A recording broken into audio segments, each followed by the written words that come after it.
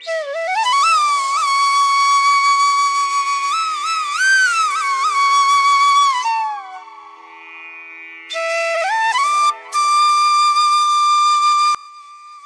Morning everyone, কেমন আছো সকলে? আশা করছি সকলে তোমরা ভীষণই ভালো আছো। আমরাও কিন্তু খুবই ভালো আছি।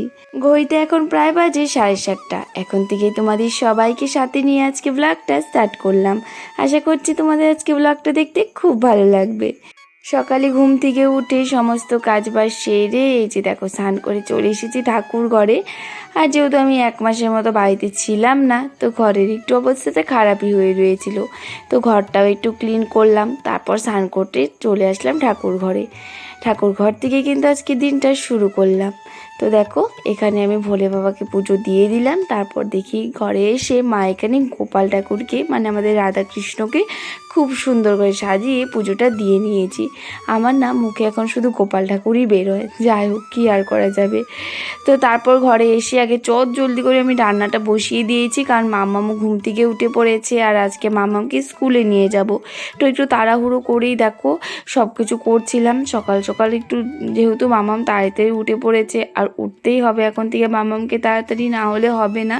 কারণ এই যে কয়েকদিন পরই আবার মানে কয়েকদিন না, এখন তো ওই অঙ্গনাবাদী স্কুলে যায়, আর কয়েক মাস পর থেকেই ও যাবে আবার স্কুলে। তো সেখানে তো আবার একটু তাড়াতাড়ি উঠতে হবে। তো এখন থেকেই ভেবেছি ওকে একটু তাড়াতাড়ি ডাক দিয়ে দেবো। তো বাড়িতে তো 9টা 9:30টার দিকে ঘুম থেকে উঠতো, কিন্তু এখানে আর তেমনভাবে দেরি করাবো না, একটু তাড়াতাড়ি করেই ডাক দিয়ে দেবো। আর অঙ্গনাবাদী স্কুলে যায় ও 9:30টার দিকে, তো সময় মতো একটু যেতেও হবে। তো আজকে ভেবেছি ওকে স্কুলে নিয়ে যাব। তো সেই কারণে সকালে একটু তাড়াতাড়ি করেই সব কিছু করলাম। তারপর দেখো এখানে রান্নাবান্নাও কিন্তু সকালের হয়ে গেছে।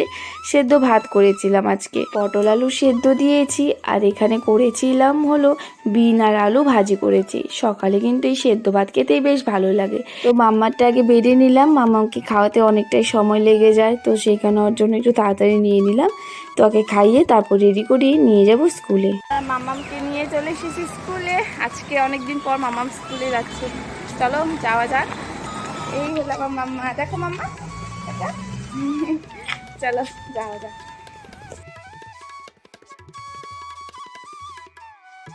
মাম্মার স্কুল শেষ, এখন আমরা যাচ্ছি বাড়ি, না বাবা? আর মাম্মা আজকে অনেকদিন পর স্কুলে গেল। চলো যাওয়া যাক। আর আজকে মাম্মামকে স্কুল থেকে দেখো কি সুন্দর একটা টিফিন দিয়েছে আর একটা ব্যাগ দিয়েছে। এটা কালকের থেকে আবার স্কুলে নিয়ে যেতে হবে। না না, কালকে আবার মামার স্কুলটা বন্ধ, কালকে টিচার ডে, কিন্তু কালকে স্কুলই বন্ধ। যাই হোক, এই দেখো মাম্মাম কিন্তু টিফিনটা পেয়ে খুব খুশি হয়ে গেছিলো, আর টিফিনের ওপরে একটা স্টিকার ছিল, আসার সাথে সাথে খোলা হয়ে গেছে ওর। আমার মেয়ের হাতে কোনো কিছুই টেকে না। আর বাড়িতে এসে দেখি মার ঘরটা মোছা হয়ে গেছে। আর আজকে না সকালে একটুকু সময় পাইনি ঘরটা মোছার, সেই কারণে ভেবেছিলাম বাড়িতে এসে মুছবো। আর এসে দেখি মা ঘরটা মুছে তারপর সবজি কাটার জন্য বসে পড়েছে। তো এখানে আমি মাকে একটু শাক টুকিয়ে দিচ্ছিলাম, মানে আমাদের গাছে এখানে মিষ্টি লাউয়ের পাতা আর কুমড়োর পাতা এখানে তুলছিলাম, এটা দিয়ে আজকে শাক বানানো হবে।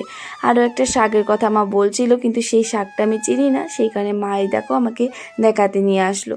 তো এইটা শাকটার নাম কি ছিল আমি ভুলে গেছি, এখন ঠিক মনে পড়ছে না। তো এই দেখো এখানে কিন্তু অনেক শাক হয়েছে। তো এখান থেকেই দেখো আমি কয়েকটা শাক তুলে নিচ্ছি। আজকে না সবগুলো শাক মিক্স, মানে সব অন্য অন্য রকমের শাক মিক্স করে আর কি বানানো হবে।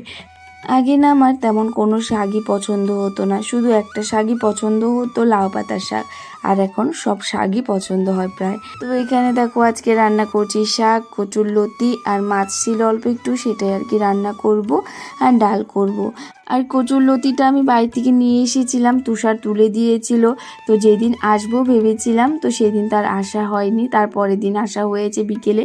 তো তার জন্য ভাবলাম যে না, কচুরলতিগুলো নষ্ট হয়ে যাবে, তো সেইখানে মা আজকেই বানিয়ে দিল। কালকেও হয়েছিল, রাত্রে এসে খেয়েছিলাম কচুরলতি। তো এখানে দেখো রান্নাবান্না সেরে বড় চলে এসেছিল, মাম্মামকেও ঘুম পাড়িয়ে দিয়েছে ওকে খাইয়ে। আর তারপর রান্নাবান্না আছে কিন্তু শেয়ার করা হয়নি। তো এখানে বর আসার পর দুজন একসাথে অনেক দিন পর বসে খাচ্ছি। আর অনেক দিন পর বাড়িতে আসলাম না, মনে হচ্ছে যেন নিজের কিচ্ছু না, মনে হচ্ছে একটা পর যাই না কেমন এটা মনে হচ্ছে। আর বাড়িতে এসে দেখি মা এই রুমের একদম ডেকোরেশন চেঞ্জ করে দিয়েছে, তোমাদের সাথে শেয়ার করব। আমাদের ঘরে যে ডাইনিং টেবিলটা আছে সেখানে বসে আমরা কেউ খাই না। পিছনে যে জানলাটা দেখতে পাচ্ছ সেখানেই কিন্তু ছিল। তোমরা যারা আমরা আগে থেকে ব্লগ দেখছো তারা হয়তো জানো। তো এখন আবার সেই ড্রেসিং টেবিলটা আমাদের এই সাইডে নিয়ে এসে চলেছে, মানে আমাদের এই সাইডে জানালার সামনে। তো সেই কারণে বসে আমরা খেতে পারছি এখানে। আর বিছানাটাও একটু চেঞ্জ করে দিয়েছি, তোমাদের কাছে একদিন শেয়ার করব। তো যাই হোক, এখানে দেখো আমি ভাত খেয়ে নিলাম।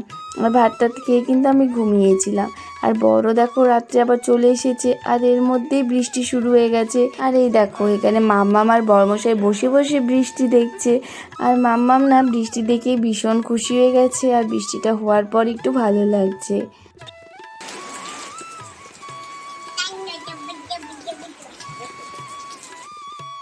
আর আমি আরেক সাইডে ভাত বসিয়ে দিয়েছি রাত্রের জন্য। আর এখানে দেখো মাম্মার জন্য দুধ ভাত করে নিয়েছি। তো আজকে ব্লগটা এখানে এন্ড করলাম। তোমাদের ব্লগটা কেমন লেগেছে কমেন্ট করে বলো। রাধে রাধে।